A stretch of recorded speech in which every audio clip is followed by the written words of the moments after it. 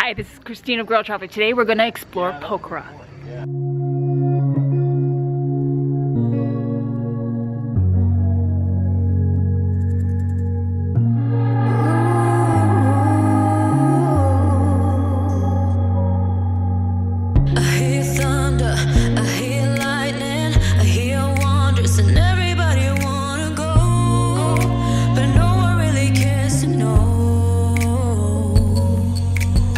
I see marvels, I see titans, and some troubles that everybody has to face, that no one really can erase,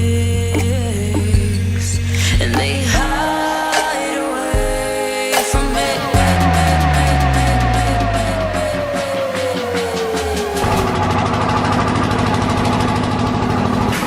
Bathroom break. I'm right out here, so don't worry. Snigdha, how was it? So this is just kind of the reality. Gonna have to stop at some kind of bus stop or stop where there's a bathroom, and the bathroom might not always feel so fresh. Yep. Okay, that was it. And it's back on the bus. Hopefully the roads will be a little better. We're going to Pokhara next.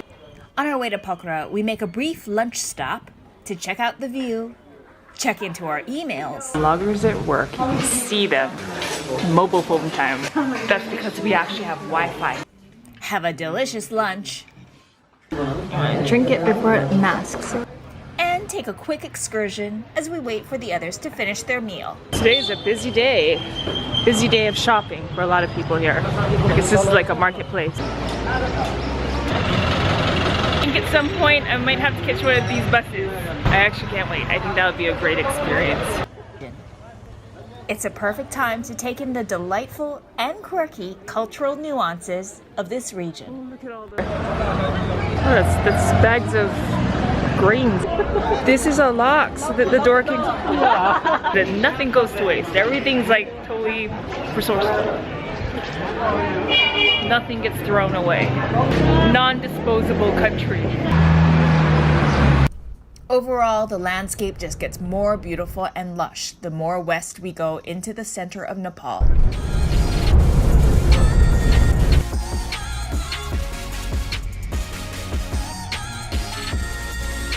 Tenzing Sherpa was the first man who, hopefully I have his name right, but he was the first man to climb Mount Everest, and today is International Everest Mountaineering Day. That's what we're celebrating here. Namaste. Welcome. Sorry. Never accept with your left hand. Sorry. You want to picture yourself? Yes. Namaste. Welcome. Namaste. Thank you. Namaste. Namaste. Namaste. Oh, namaste. Thank you. Oh, look at this. We're at the International Mountaineering Museum today, exploring the history of everyone's favorite topic, Mount Everest. Out of this entire museum, one of my favorite areas used to be the Sherpa's kitchen, and that's because the Sherpa is kind of like a porter when you go hiking or trekking. Their lifestyle really isn't very easy, and so I find this the most interesting part, just because I like understanding what goes into their lifestyle. This is what they used for cooking momos. Moksang, copper pot for momos. And then these are copper ovens. It's interesting to see like how mountaineers, I guess, lived, or things that they used for their lifestyle, because it couldn't have been easy. When you think about being on Everest, the cold, the harsh conditions, just carrying a lot of things on your back and, having to survive yourself, it's very important to have a Sherpa. There's a mystique around climbing Everest. There are many lives that have been lost in the process, as well as many lifestyles that were formed as a result of it. Nepal's culture or its tourism has grown due to the fact that a lot of people meet Everest as a challenge. Wow, check out these. These are like inner socks. Park Young-suk. He was the first, only human being to reach 3 poles, Mount Everest, the South Pole, and the North Pole. So Kachi Sherpa is the first man who has conquered going from base camp to the top of Mount Everest in 20 hours. Today we have the special honor of seeing Kaji Sherpa in person, the man who holds the speed climbing record for Everest.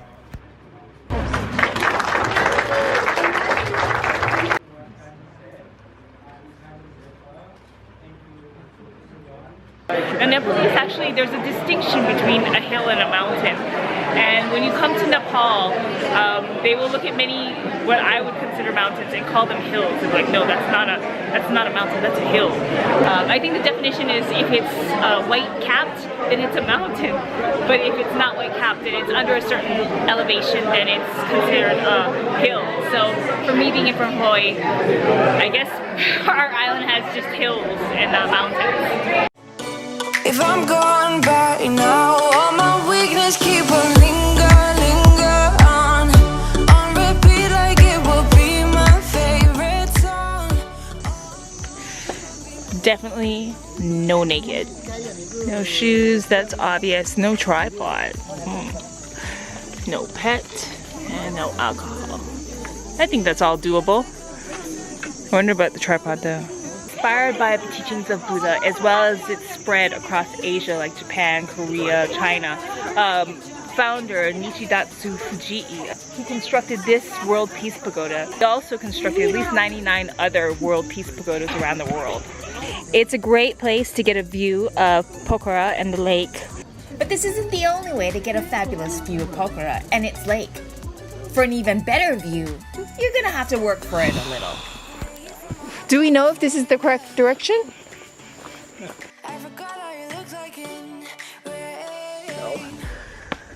Walking down towards the lake right now, or hopefully we'll catch a boat to cross the lake. That would be cool. Here is a nice little cafe. For the Coke? Yeah. Do you like glass lighting with the Coke like? That's 500. Slightly priced higher than an airport. Now prices at these cafes can run a little steep, so you might want to prepare yourself by bringing water or just kick back the bottle of beer and make it worth your while. But what you're also paying for is for this magical view of Fua Lake. Sometimes it really makes a difference to go a little out of your way just to get a good view. Wow, so Pokhara is a whole lot larger than I imagined it to be. What a lot of people don't realize about Pokhara is its size. Although many travelers mostly know Pokhara as Lakeside Pokhara, the city is a metropolis. It is the largest city in Nepal in terms of area and the second largest city in terms of population. Despite its urban lifestyle, it is a city of lakes, caves, mountains, and is rich in natural beauty. And we're off again. But it's super humid today and hot, so I think we're all kind of like sweating bullets. And these steps are just not fun. So here are all the boats. Here we go, guys. So we have a group here and we got a boat for 870 rupees. Getting a life jacket is mandatory. That's 70 rupees. That's already added on into our bill. So yeah, we'll be taking this route across that area to that little temple-like looking island. There's a route that this boat will take, and it'll make certain stops along the way. So yeah, it's kind of like a preset course. I think if you want to do your own rental and paddle around the lake, then you might have to negotiate a different rate. Wow, that's like a teeny tiny boat. Oh, scary. Oh, thank you. This is... Oh, it's tipping, it's tipping. Oh my god. Look how close that is. That's like right there. I can see why these life jackets are mandatory. This kind of... Yeah, we're scary close to the water. I'm having the best view. How old is she? 15. Oh my god. I feel like this is child exploitation. Wait, don't give her all the glory. We're also paddling. I'm part of child exploitation. I don't know I feel what a little I've guilty got. right now for making her row back there. Pontoon right at us. the ferry boat. It's one man paddling however many people are going to be on that boat. A lot of these boats are kind of like manned by one person. I think that's pretty, that's a lot of work. Look at that guy right there. He's like manning a whole community. Look at this kid. Ooh. He's just in elementary or high school. That's a two-seater there. So we're at the temple that's on an island in the middle of Lake, and there's like a temple. There's also an area over there where you can feed fish. There's a healthy supply of fish waiting to be fed out there. We have 10 minutes to hang out here, and then we have to get back onto that little boat. Barahi Temple is a Hindu temple for the goddess Durga, the protectress of gods. The temple is used for worship by both Hindus and Buddhists. Wow, this is so lovely. It's a perfect way to end the day. Another reason why travelers love coming out to Pokhara is that it's known for being the gateway of the Annapurna circuit. So some of these travel agents have these schedules out here outside of their door, so you can check out what the schedule of each trek is. This trekking place offers, there's the ABC trek that's 8 to 10 days. Poon Hill trek is 4 to 5 days. I kind of want to do the Poon Hill trek, but I don't have that many days. The Upper Mustang trek, that is something that's on my bucket list.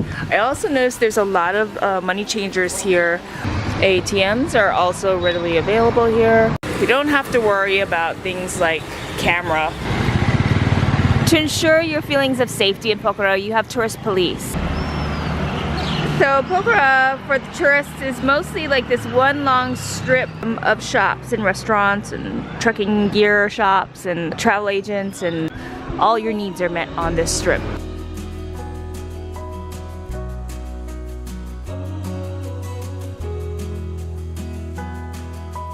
There's massage shops, restaurants.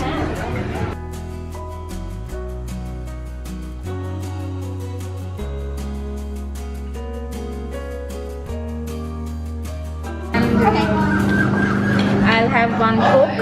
Oh, everyone's getting a good drink. So here is going to be my dinner. Anything else? I'll have the Sprite. Okay. Veg cheese momo 1, veg soup momo 1, milk tea 1 without sugar, Coke 1.